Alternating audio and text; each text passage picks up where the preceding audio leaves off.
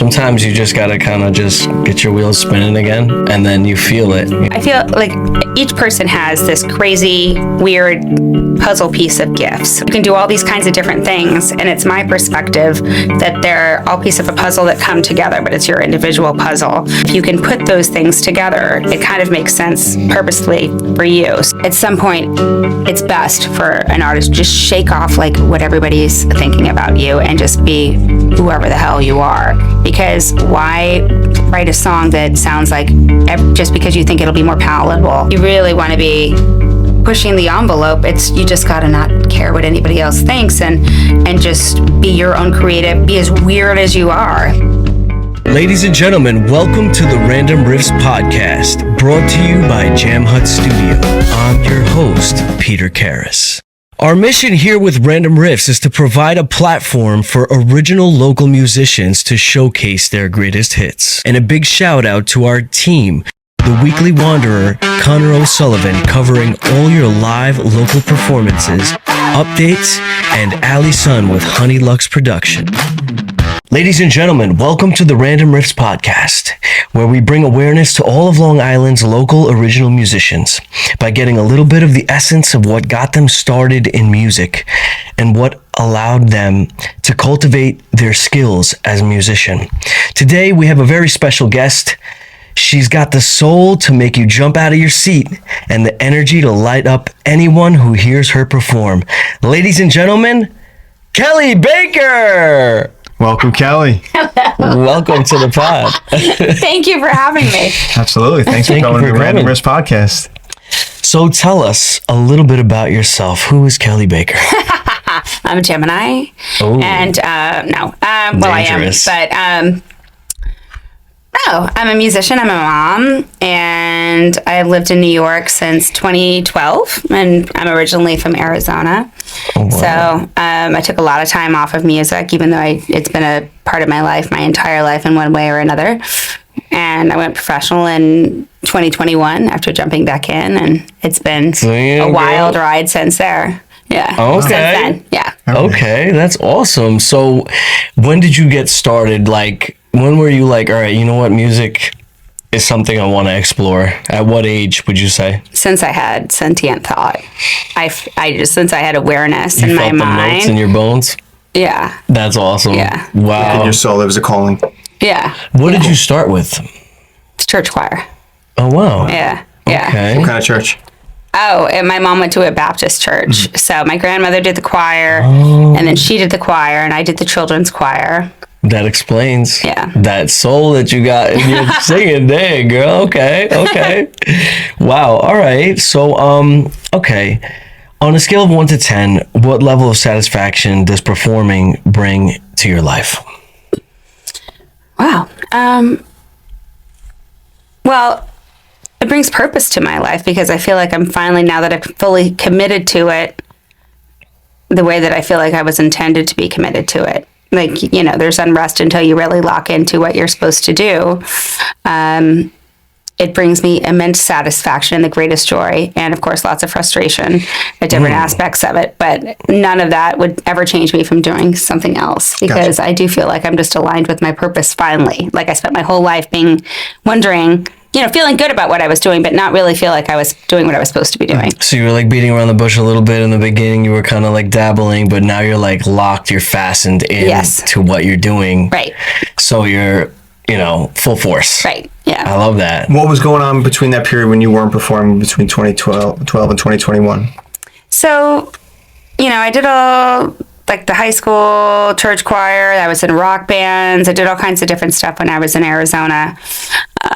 And then, you know, I moved to New York and I was just looking for a better life, and I was doing music supervision for a little bit because I honestly thought that I aged out because, you know, there's a stereotype that you have to be. I think that's kind of archaic now, but, you know, I don't want to be Britney Spears or anything like that, or Sabrina Carpenter. It's just not what my lane is. Mm-hmm. But I thought that, you know, when I was 25, I thought that I had aged out. So I started going into different avenues and really never threw myself at it. And then 2018, my friend's dad dragged me to an open mic because I had just been playing music and making like really weird YouTube videos in my living room, which exist on a different YouTube account. I'm sorry, this was in New York or in Arizona? Both. Both. Oh, okay. Wow. So I was just doing that, because I was still obviously very interested, and I didn't have the connections out here. And my friend's dad came into town. He's a musician. He went to go to an open mic and knew I was doing that, and he dragged me there. And then I just never left. Oh my God. So shout out to your friend's dad. Right. That's good. Yeah. Wow. So you kind of like, all right. So you kind of like parked for a little while. You're like, all right, I'm not gonna. But now you're, you got pulled back in. Shout out to Johnson, whatever his name was. But no, I totally understand, because sometimes you just gotta kind of just get your wheels spinning again, and then you feel it. You're like, Right. why did I ever stop? Like, I felt like, I feel like each person has this crazy, weird puzzle piece of gifts, right? Like you can do all these kinds of different things, and it's my perspective that they're all pieces of a puzzle that come together, but it's your individual puzzle. And if you can put those things together, it kind of makes sense purposely for you. So for me, I ran restaurants and nightclubs, and I could have done other things, but that's kind of what I gravitate toward. I love people. I love the energy. I love things. It's hard for me to work behind a desk. And so I did that forever. But I really loved marketing, and I really loved business, and I really loved people and all of these things. And then I could not decide if I wanted to lean into business or if I wanted to do music. And when I combined those into my marketing and how much I love business and learning about the music business, as well as being an artist, it really worked for me because it stimulates both sides of my brain. Yeah. Wow, that's really cool. So like the cohesion of it was like just the well-rounded, you're starting to get a visual of the whole puzzle. Right. As opposed to just like these little pieces that were kind of just standalone by themselves, not really making any sense. But now it's like, boom. Yeah. Together. So why New York? Same thing. I always felt like I was supposed to be here. It was this really weird thing as a kid. And that's really, it's not too unusual for kids because, New York is presented as this magical place, right? And Arizona has changed in a lot of ways, but at the time there wasn't a lot of diversity. And I wanted that. I wanted an interesting, moving life. And that was always very attractive to me. And innately, I just felt like I was supposed to be here, and I was going to wait until later. But my lease was up, and there were some moving parts that all of a sudden things just kind of, and there was this window for me to go. And divine alignment, right? Like, or divine timing or something like that. That's and you really moved to Manhattan? I moved to Huntington, and my aunt, who I knew, but was not, we hadn't spent tons of time together because we were always on different sides of the country, lived in Huntington. So I sold everything I owned and quit my job. I mean, everything I owned. And, I got robbed on the way here driving across it's like a whole thing. By the time I got here and after all that, Hurricane Sandy is hitting, right? So we're halfway across the country in this massive U-Haul because our small one got robbed. So we had to bring this massive thing. Driving through the hurricane, my aunt said, "Oh, they always make a big deal. It's going to be fine. They always lie about how big it is." And we get here. I never saw snow actually come down in my life. I had seen snow, but being from Arizona, I'd never actually seen it come down. So I got here, I think the day after the hurricane hit, and we were without power for 13 days. And then that nor'easter hit. Do you guys remember that big snowstorm? I had no coat, no I was like, no power. I had a cat and a dog. I didn't know what I was. It was a complete culture shock. You didn't have a chance to grab anything. What a welcome party. No, let me just like walk around in my bathrobe. Like in a different, I had no knowledge of like cost of living. I was like, oh, it's gonna be fine, Right. But I did figure it out. I ended up staying in Huntington because they had the village there, and she lived close to the village. And coming from my bar background and my restaurant background, I needed money. Like I thought I would have more saved up, but because of everything happening on the way, I had to get creative. And so I just took my resume and just banged on the different doors. And within a week, I had 2 jobs. Sweet. That's awesome. And then I just, went on from there. Plenty of opportunity too in New York compared to Arizona, I imagine, right? Yeah, I mean, Arizona has its, I love Arizona. Now that I'm away, it's interesting because I felt like so badly that I needed to come this version of myself that I would be, when if I move to New York and your life will change and things will happen. And now it's like, I miss that girl I was when I was in Arizona. For so long, they were these two separate people. And now I feel like I've made this great piece with both of them. Yeah. Nice. Great. Yeah. Wow. So what elements did Arizona sort of provide you with more that you like appreciated that New York is kind of like made you feel different about? That's a great question. I don't know if anybody's ever asked me that before, believe it or not. I don't know. There's something about Arizona that is just something about like the desert. You know what I mean? It's just like a different kind of grit. And, my dad was like a construction worker. I grew up on job sites. It's a lot more polished here, and there's a higher expectation here. I love New York because it's got that energy, but there's also, everybody feels like you got to do something. It's hard to relax into yourself here because the pace is a little different in Arizona, right? I'd imagine. Oh yeah. Like everybody, and same thing with like the South. Arizona is not quite like as calm as like the South. It's very almost kind of Californian, but, like here it's like, everybody is, there's an expectation, everybody hustles, and it's not a bad thing, because I do it too. I'm a crazy hustler, but there's something very peaceful about Arizona, especially if you get out of the little city and just spread your wings a little bit. Cool. Yeah. I mean, my friend lived in Arizona. He told me it's like, people are just different out there. They're loving, they're welcoming. Yeah. And it kind of gives you this feeling where it's like, you're accepted. Out here, it's like, what did you do? Right. Like, what have you done? Like, who are you? Like, you know what I mean? So I get what you're talking about. Yeah. And that kind of vibe where you're just like sort of flowing as opposed to over here, you're kind of like trying to start the freaking bike or whatever. Right. You're still trying to start it or whatever. You know what I mean? So like, even if you're doing good, getting into your music, how did you develop your style? So, when I first kind of started, I always loved grunge and rock. Well, there's all kinds of influences. You're always going to see that choral gospel influence in me. Oh, yeah. That always comes through in a lot of ways. And you'll see that in my writing a lot. Like I use a lot of religious imagery because there's so much texture to it. And I use it in like double meanings a lot and stuff. I really like that. But I love like a good gospel sound. And I think that's why I gravitated toward the blues. And I also love rock. Like I've always been a hard rock grunge girl. I loved all that stuff. So I did like the singer-songwriter thing, which I can kind of dabble in or whatever, but I like that harder stuff and like I like the emotion. I guess that's what I'm looking for. Gospel has emotion. Rock has really emotion. I got something to say. And love that. Powerful. When I started going to open mics, like when that guy dragged me there.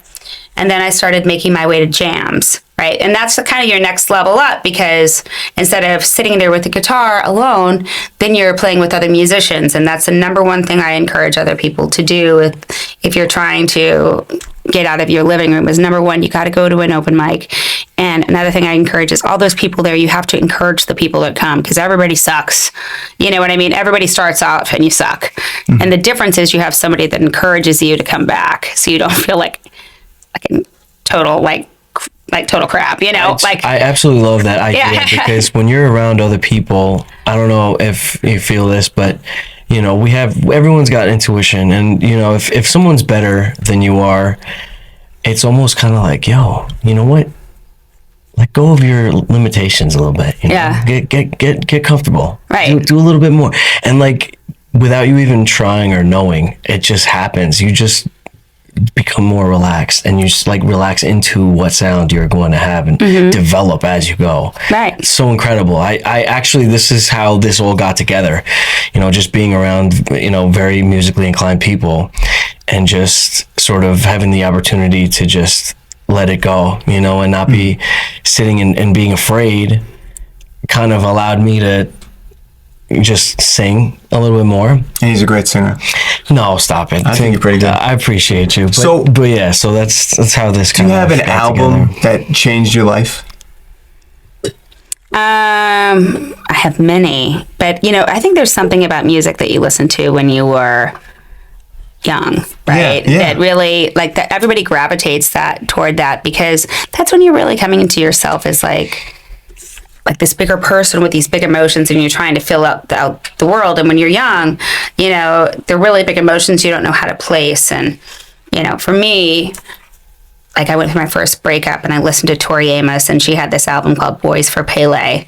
I'm one of those weird people that listens to things over and over again, and I would just Me too. lay down on the floor in the dark, you know what I mean, and just listen Soak to it entirely, right? Take it all in. Go through a breakup and cry, you know what I mean, and just like lay there. Sulk. All these different things, all different. I love that music, for me, and I think for a lot of people, will take you back to a place that really inspires emotion in you. Like I really like REM Automatic for the People. Okay. And that reminds me of just being young and going to Minnesota for the first time with my aunt, and just driving around and feeling almost kind of like independent of my parents for a first time. Is Shiny Happy People on that album? No. No, okay. That's That was like a little darker album, but it's so cool. So you finally had your opportunity to cultivate your personality and like your qualities of like who you want to be as a person, because you weren't with your parents and stuff. Yeah. When you first go out and, the first time you're doing things without your parents, or you're walking down the street and they're not around and stuff, and you're learning things for yourself, like what music were you listening to? What made you think? That's the album I was listening to at that moment. And that's how you remember it, because it brings you back, right? Right. Yeah, that's so cool. It's Very amazing that music does that powerful. to you. Mm-hmm. So, but what did you do in that scenario? So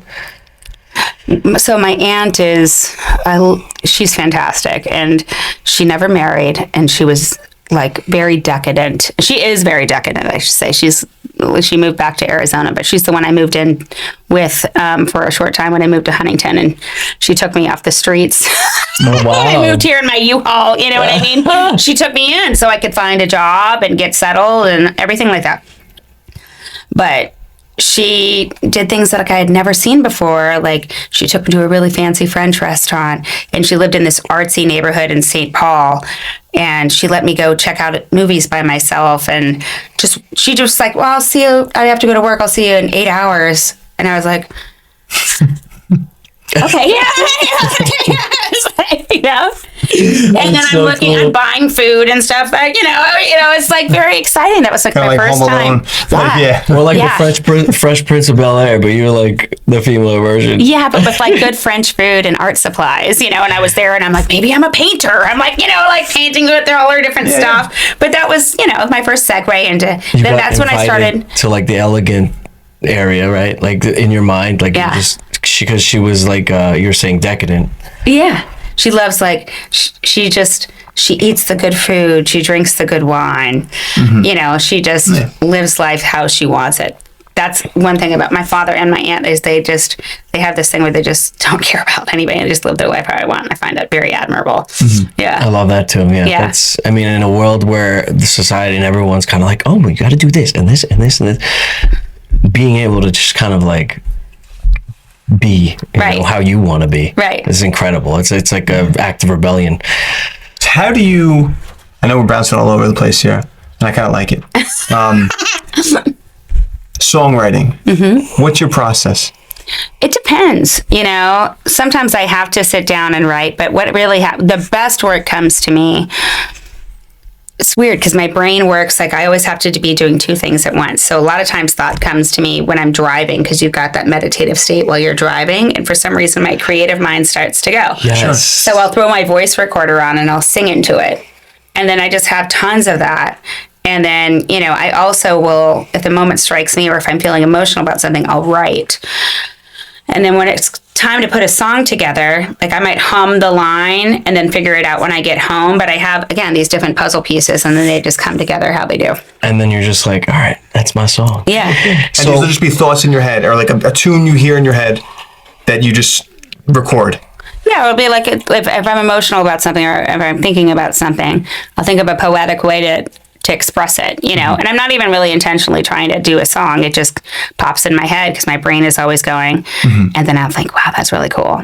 And I'll either write it down or sing it into my voice recorder, and then sit down when I have time and dedicate that time and put everything together. Will you hum something and then like create words to it that match the humming? Yeah. Cool. So what about the music making process that you have yet to overcome? Set your soul on fire.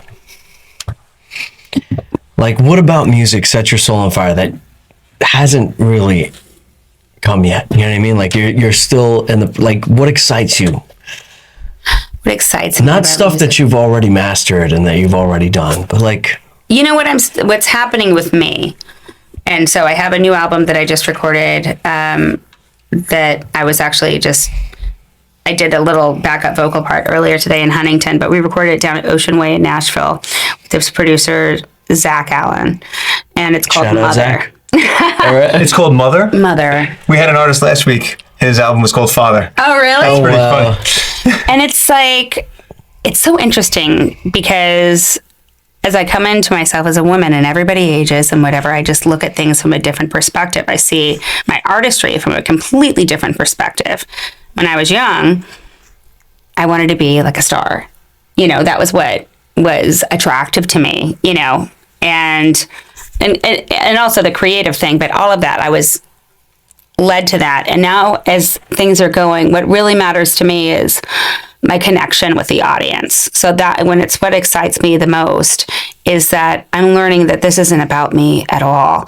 If anything, I was supposed to be completely delusional to get to the point where I am now, that I'm completely realizing has nothing to do with me at all, but it's about how we're making each other feel, because we're also such in this really turbulent time in the world where and because of our phones and everything, like my phone broke on Saturday and I had to walk around with my phone without the day, and you forget how much you're missing, like looking around and, you know, what you're observing, you know? Wow. And it's not even really intentional. It's just what it is. So everybody is not as connected, you know, as we used to be. And so when I go to a show and I can connect with the audience, and I think my vulnerability as an artist is one of my greatest strengths. And there's that flow of energy. That's what excites me the most. That connection with people and seeing like how they react to your energy on the stage and your exchange where you're putting out all this amazing stuff and they're kind of like, yeah. Just, you know, it's like cracking open the emotion in people. Like, it's like you don't realize everybody's got kind of this shell on you a little bit, you know? So true. And we forget what it's like to be present and actually feel things, like let yourself feel things. And I get those moments a lot in my shows. I do a lot of storytelling in my shows, and they get really emotional and powerful. Then I take them really down. And another thing that I'm really liking is, especially, and this is another facet of the title, Mother, for the album, is, so I'm in the blues world, and the blues world can have a little bit of an older audience, you know? So a lot of women historically might feel, not even, it's just true. You know, society tells women that as you age, there's an expiration date on your, just an expiration on your like womanhood, on your femininity, on your value. And it's total crap and such a lie. But a lot of women feel this way. And so it's important for me to find these women in the audience and be aware of that. And when I can connect with these women, it's really magical. Like I wrote this song called Bad Mother. It's going to be the title track of the album because, you know, I'm a mom too. And everybody carries this fear, whether it's true or not, that you're not, like that you're you're doing a crappy job, you know. Just in general. Yeah. Just in general. And then, you know, even if you're not a mother, or it doesn't matter what your sex is or anything like that, if you're a caretaker, whatever, there's this energy of just like... unworthiness. Like, as a woman, even in my jobs and stuff like that don't even have anything to do with kids, like there's a caring aspect and there's a mothering that comes with it. And that's like a hard responsibility. And a lot of men can get that too, depending on what your situation is, but it's a heavy thing. And you do it to yourself in your brain. So I have this song that I wrote called Bad Mother, because, you know, it's just a fear that a lot of people carry about being bad at what you do as somebody who's caring for whatever. But it's actually about being a bad mother effer. I don't know if I can say the F word or I like not. that. Okay. So it's shifting that energy of being like, and it's like, I'm a bad mother, you know, Oh, yeah. and it's really powerful. So I'm like taking all this energy and just I'm shoving it down, Meaning you know? Reframe that. Yeah. That's what it is. You're reframing awesome. it. That's cool. That's wow. I totally agree with you, and I really love that you were so aware to be able to say, you know what, I got to pinpoint some of these people in this area, and spark that soul in them, and kind of take that cloak off. Yeah. That limitation. You're almost like a motivational speaker, but like with the best possible way, because it's musical. Right. When it's musical, you feel it deeper. It's not just kind of like on the surface, kind of just words. This is like passion, emotion. Yeah. Nice. And that brings me to my next question is, how did you cultivate such a powerful energy? Because I see it in the way that you sing, and you're just like... It does, I don't know where it comes. It's like, I don't know. It's a spiritual thing. It's like energy moving through my body.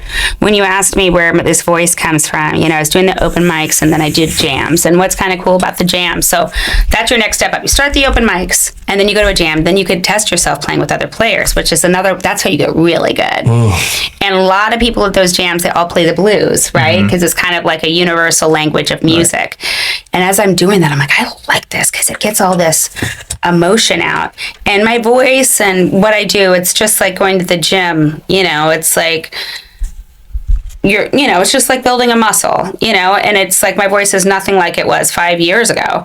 It just continues to grow. But this emotional, the way that it's going now, it's like, I don't know. I don't mean to sound like it's, oh, I'm not like, it's like, you know, like it's so cool or something like that about myself, but it's just, I feel like it's just bigger than me. I encourage you to definitely be like that, because the only way for it to actually have the runway, for that to actually pan out, is for you to be that way. Yeah. So fuck it. You know what I mean? Like, it should be like that. You know what I mean? Like, you have to, especially because you're speaking it into existence. So What's one goal you have yet to accomplish that you want to accomplish with your musical career? Oh. Well, I don't want to sound really pretentious, but I'm manifesting a Grammy. Honestly, let's fucking go. This album is do it. Love it. This album is really, really something. And the producer that we have, he's won multiple Grammys. I have multiple Grammy, like, these incredible guests. I have the McCrary sisters. They're like Nashville royalty. They were on Elvis's gospel records, like Bob Dylan, Stevie Wonder. They came in and did backup vocals on one of the tracks. We have Kebmo, who's incredible, doing congas on one of the multiple Grammy winner Kebmo doing congas on one of the tracks. And you never know, so why not, right? You never thought that any of this would happen for myself, so why not? So that's what I'm manifesting. And then I always wanted to be the musical guest on SNL.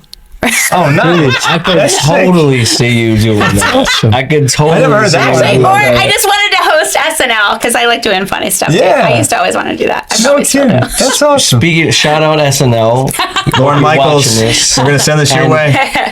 And so what was the most unique place you performed? Well, right off the top of my head, because we've done tons of stuff, that was probably, this is actually very funny. We did the Sturgis Motorcycle Rally last year, which is this giant, one of the biggest motorcycle rallies. And it's in South Dakota. Wow. And we're going to be doing it again this year. Cool. And we actually, they had different stages into the last day, but we ended up on their massive stage. Like Disturbed played it earlier the week. What? And then we opened for Insane Clown Posse. No, you didn't. Were a lot of juggalos there? Yes. Yeah, I bet. Which is really interesting because we're blues. So they're like, you can't be more different. So diverse. So actually, before they're setting up all the juggalos, I'm actually friends with a couple of them on social media still, because I was like, what's up? I went to the pit before we started because they had asked us, somebody must have canceled or something, because I think we were supposed to play and then somebody else and then ICP, but they asked us to do a 90-minute set. So everybody gets there early to park up and get their spot. Yeah. So we're doing 90 minutes of blues before ICP. Oh, that's perfect. With that, they handled it pretty well and they were sweet. You know what I mean? Cool. I love that. I'm a Juggalo fan. Shout out to the Juggalos. Yeah. Oh, yo, shout out to ICP. We want you on the pod. Yeah. So, what is one music making habit that gives you momentum? And not just in music, but in life. One music making habit that gives me momentum. Is You know what? Honestly, like you got to do what's. There's this really good quote by Charles Bukowski, and I'm totally going to butcher it, but he basically says that if you want to be a writer, there's a library full of books of everybody saying the same crap, right? Everybody's regurgitating the same stuff. You have to be like, at some point, it's best for an artist, just shake off like what everybody's thinking about you and just be whoever the hell you are. Because why write a song that sounds like, just because you think it'll be more palatable or it's more, digestible or radio friendly or anything like that? That's not art. It's just, I guess it is to a point, but if you really want to be pushing the envelope, you just got to not care what anybody else thinks and just be your own creative, be as weird as you are. Like, I would just say that's it. Be as weird as you are. Be your weird ass self. That's the second time I said that on the pod. Well, Rory said the same thing. No, I said it to Rory too, because we were talking about something similar. Like, I love that, be authentic. Like, if that means that you're speaking about stuff that is gonna be vulnerable to you, and that's what your reality is, then do it. Because, you can't be stuck in the cookie cutter of everything. Yeah, like what you said about like this, like a cookie cutter, straightforward mimicry type song and that style. Gosh. I like the fact that you are carving your own lane in that regard. Yeah. Good stuff. You won a blues challenge, if I'm not mistaken. Yes. Talk to us about that. That was really interesting. So I really, really encourage, this is a great thing if people don't know about it. There's blues societies that exist all over the world. And so there's a really great one on Long Island, the Long Island Blues Society, and that covers Long Island, Brooklyn, and Queens. And what these organizations do is they support the art form of the blues and support blues bands. So every year there's this big challenge. You have to win your division, wherever that may be. So for me, it was Long Island. And I didn't even know anything about it until this lady tapped me and said, you should do this. Somebody had mentioned to me in passing, and then another lady mentioned it to me. And they said, if you win, you get to go perform on Beale Street in Memphis. And I thought, I'd never been to Memphis, and that's really cool. So, I convinced my band, lovely guys, my first band, I love them, like to come do this with me, this harebrained idea at the time. I had no idea what I was doing. I thought we sounded pretty good. And one thing about me is like I always show up in an extreme way. Like I'm just going to be like whatever the hell I'm doing. And sometimes people are like, And so I show up at this thing. And we do a pretty good job. And there were some other incredible musicians and everything like that. And it's one of these things where the judging process just takes all day long. And my band left. They were tired. They had like regular jobs and stuff like that. So finally at the end of the night, they called to see who wins this thing. And they called my name. And nobody was there. I was just like, I thought it was like winning on The Price is Right, And I go and I get this thing. And next thing I know, we're doing fundraisers to go to Memphis and go compete in this blues challenge, which is a very serious deal. I didn't know too much about, I knew about what I could know without having to experience it. But it is like, I really encourage anybody in music, regardless if you're into blues or not, to get involved with your local blues society because it's just a really important thing. Yeah, it sounds like an unknown thing, like you said. Yeah. Cool. So you go to Memphis, right? And then everybody competes, and some of these people competing will just knock your socks off. It is just, it's just really cool to watch. And for the first time, and we didn't even place, but I did the National Women in Blues Showcase on that. And then I got picked up by a national agent because of that performance. Okay. And then that's when everything really took off. Talk about speaking things into existence. Yeah. That's really cool. That's amazing. Did you ever think, like, I'm going to win this thing? Like, you probably did. You're like, screw it. I got to win. The first one, that got you the opportunity. Well, the Long Island thing, I was like hoping so, but I was so green. And this is not too long after, just a couple years after I was dragged to an open mic. But, when I do something, I'm going to do it, Bring that crazy, strong energy. Yeah. And that's so cool. And that was it. And it just took off from there. And the blues has been so welcoming and great. And, now it's like, I don't know, you can ask me about it, but it's just been, the blues has been really great to me. Nice. Great people. Going back to grunge, 10 or never mind, if you had to pick between 10. the two. Me too. Okay. Yeah. Sweet. Love Pearl Jam. You're right. Are you guys asking me too? No. Okay, yeah. 10 or never mind. I think never mind. Really? Yeah, I don't know Teach his own. enough about the other one. I'm a big Trent Reznor fan. Oh, yeah, Love, like Nine Inch Nails. Nails, Rage Against the Machine, Yeah. all that stuff too. I saw 9 Inch Nails open for Tom Morello opened for 9 Inch Nails at Jones Beach a long time ago, and as Tom Morello was coming up the stage, I was wearing my Cubs hat. He's like, okay, and I got a picture with him. Oh, cool. Yeah, that's pretty sick. What is one thing you wish others that have yet to develop their musical ability knew about music making? Like, that are starting out, that are like, I'm not good enough to want to make music. What is one thing that you could share with them? Yeah, you just have to know. Well, first of all, everybody sucks. Everybody sucks when you start out. Nobody starts out great. Do you know how bad I was? I went to an open mic. I always wanted to do this so bad. And this was back in Arizona, and I was just teaching myself how to learn the guitar. I didn't know anything about it. And I totally bombed it so bad. This is the difference of going to an open mic and being supportive of the people that are not. I bombed so bad that the host had to take my guitar and play this song for me because he was and I was like, and then I didn't play for 10 years. I swore I would never. Oh my gosh. I swore I would never. So that was what it was that kind of stopped you. That's insane. Wow. Yeah. But you know what? That's amazing that, you're like, all right, F this, but then somehow someone came along and connected you back on to doing it because you were meant to do it.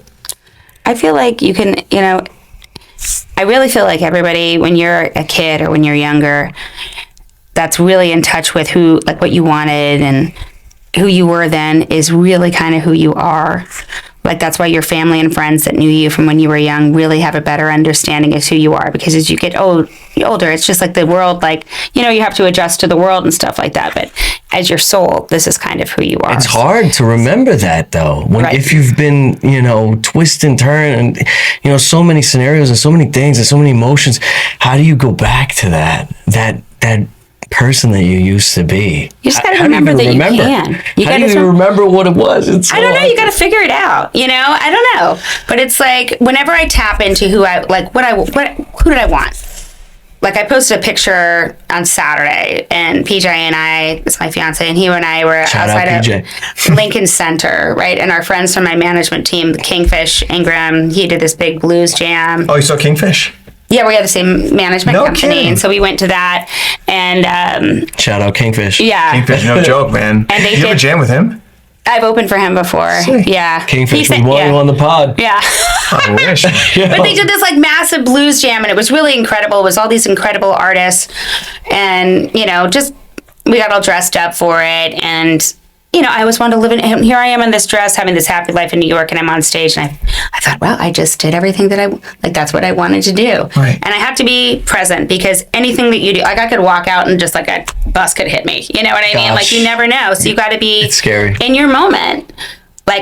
And there's nothing wrong with celebrating your own personal victories, because somebody's got to do it. You can't, I try not to be showboaty or whatever, but, I am proud of myself. And, you can just be who the hell you are. You could just wake up and just be like, you know what? I just want to be who the hell I am. And you be never know who what's you going are. to be taken away. Yeah. Be who you are. And the craziest part about that is it's a really, really interesting experience when you actually are able to notice, dang, I'm doing pretty damn good. Yeah. Where you could actually introspectively see, okay, I'm making some headway here. This is not a joke. Stopping to smell the roses. So speaking of that, I know the question that's coming next. Being fearless. I know it's coming next. Right? I know. And not being afraid to mess up. Would you do a random riff with me today? A random riff? Yeah. Do you want me to play? I'm a better singer than I am a guitar player. So, okay, I'll sing anything you want, though. Yeah. Okay. Well, I don't play. I was gonna sing a little bit, but maybe we could sing together. Could you play? I mean, I could play you something. I play Yeah, the like a guitar, little- just a but I'm couple not chords. a soloist. You know what I mean? Yeah, I know. But it depends. If you're, I don't care. Let's figure it out. We could. Yeah. That would be All right. awesome. I thought you were going to ask. Cool. You're not going to ask the Billboard question? Well, actually, no. Well, that is definitely really important. Could you see yourself on Billboard's Top 100 Oh, yeah. in the next 5 years? Oh, yeah. We knew that was a yes. That's what I'm talking about. And it's weird, and I don't seem to be like this, like that. If I heard somebody say that, I'd be like, that person's like, shut the fuck. You know what I mean? I like talking about themselves, but why not? Why not? Why can't you do something like that? Why can't you excel at whatever it is that you love? Why not? I love that. Awesome. You know? Open the door and don't be afraid of whatever you have to do, like in order to really buckle down and make that song or whatever, you know, the connections you have to make and stuff. That's incredible. Mm-hmm. And Kelli, where can people find your music?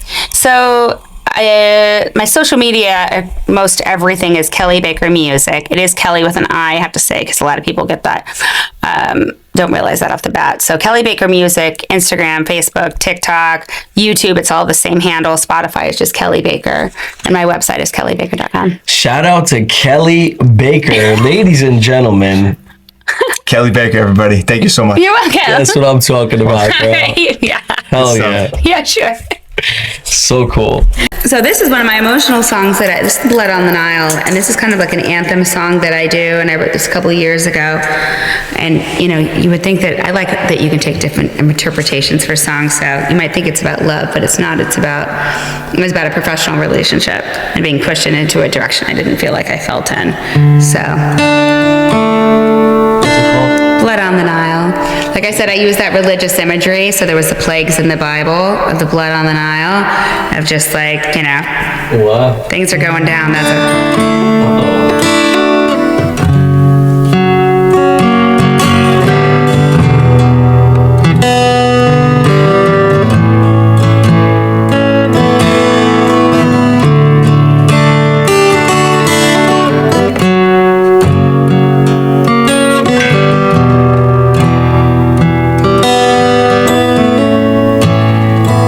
oh, serpentine,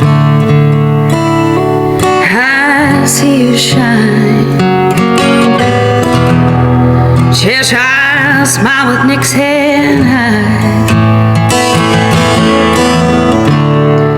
Oh, I admit that I didn't want to heal it,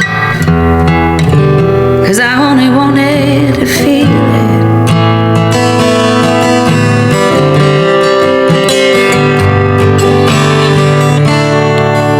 And now your baby's gone, eh? She's on a run and there's blood, babe.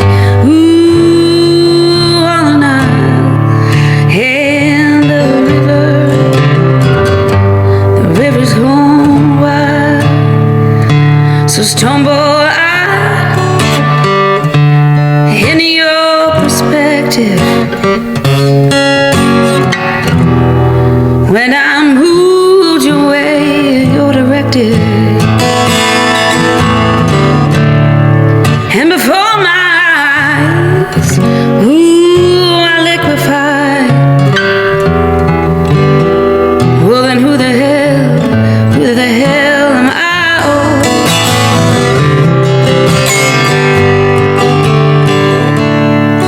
Now your baby's gone.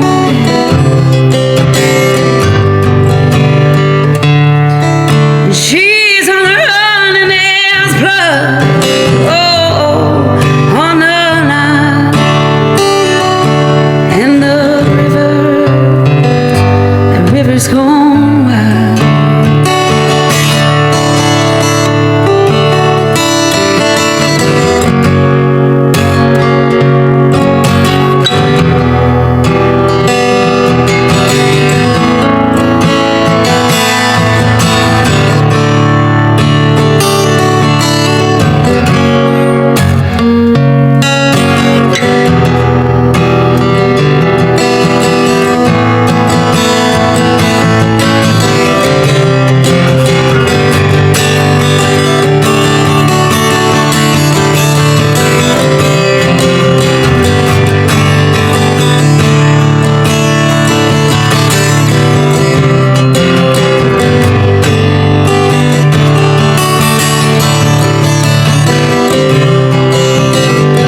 And this is where I get everybody singing. We do oohs together, and I talk about just like whatever's on my mind, and I get everybody really quiet.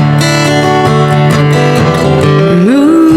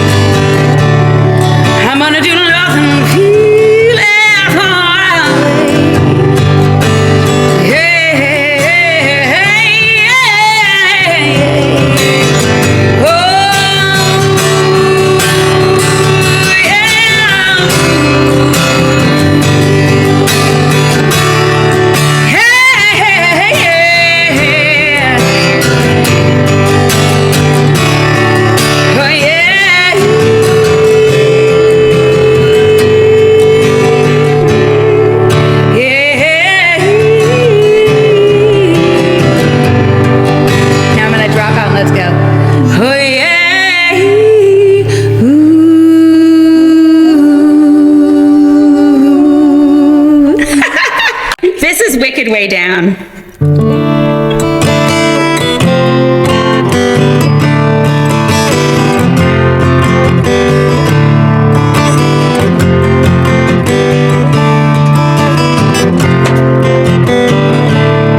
Mother mercy, shine on me. I've been hiding from the light, and if I'm dirty, I've been crawling on my knees. The only way out was the wicked way down, singing mercy. Mercy, singing mercy. Oh, I love wicked woman. Mercy, mercy, singing mercy on the wicked way down. Ooh, Father, Father, shine your light on me. 10 years from the sun. If they'd seen what they made of me, oh, you'd rip your body from the ground, body from the ground. Mercy, singing mercy. Ooh, mercy. Oh, I'm a wicked woman. Mercy, mercy. Lord, have mercy on the wicked way down.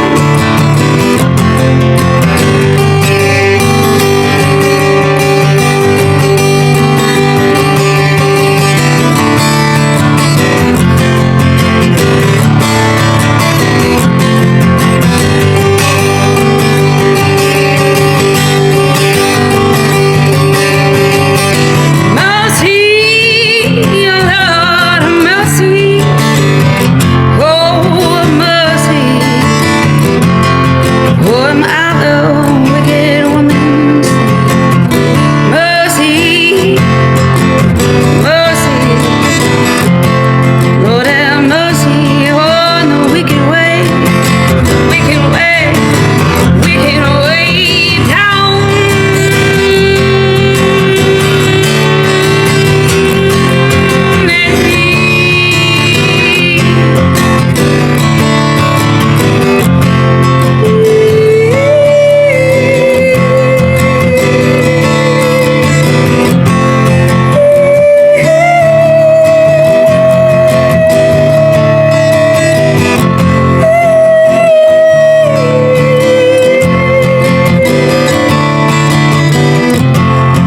On the wicked way down.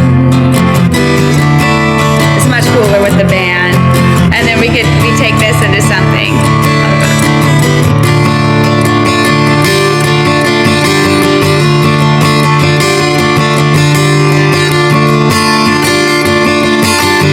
I'm taking it into something at versus something else. We don't need no education.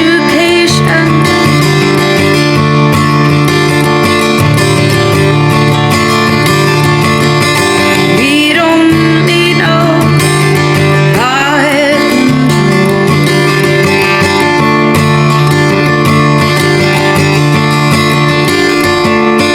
No dark sarcasm in the classroom.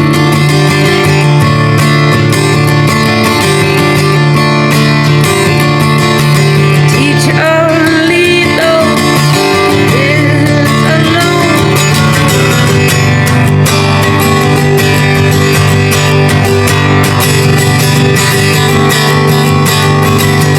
Hey, teacher, lead those kids alone.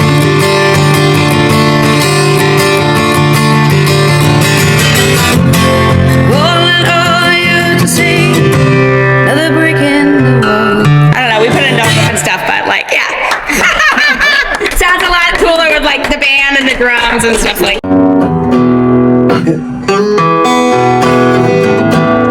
gonna give it a go. 'Cause sometimes you don't know. Ain't that the truth? Yeah, life has a way of kicking you right in the butt, but you gotta get your ass back up. Tell him now, John. And some days I know I've had enough.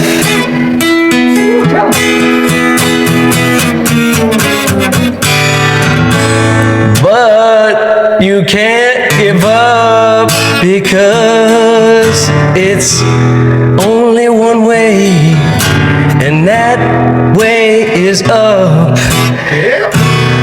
I can't say I've ever sang like this before.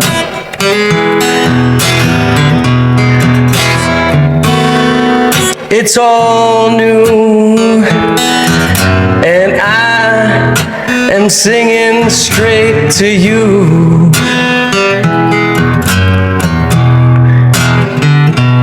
Oh, we sing in the blues. In the jam hut with you. Oh, yeah, yeah. Yeah, we're singing the blues just for you.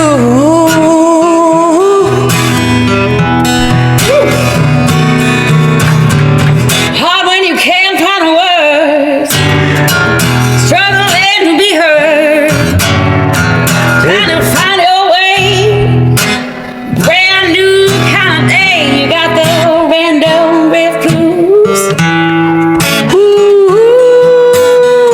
Random riff blues. Now give me something here. Got the random riff blues, but I'm never gonna stop singing for you.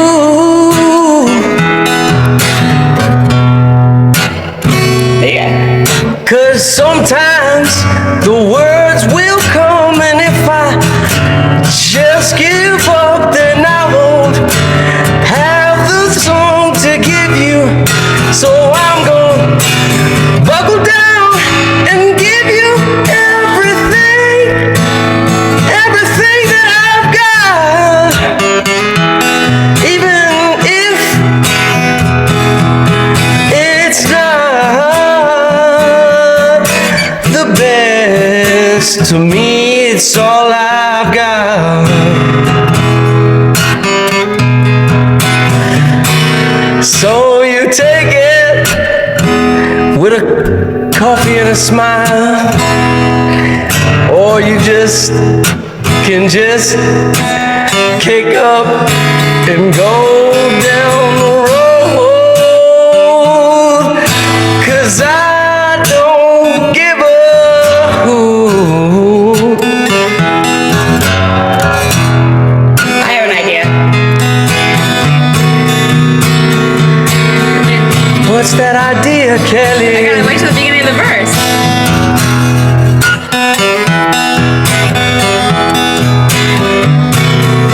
Well, we're singing the blues, videos for you. He's gonna learn how to sing this song too, but his phone ain't kind of swords, baby. Gotta delete them all the way.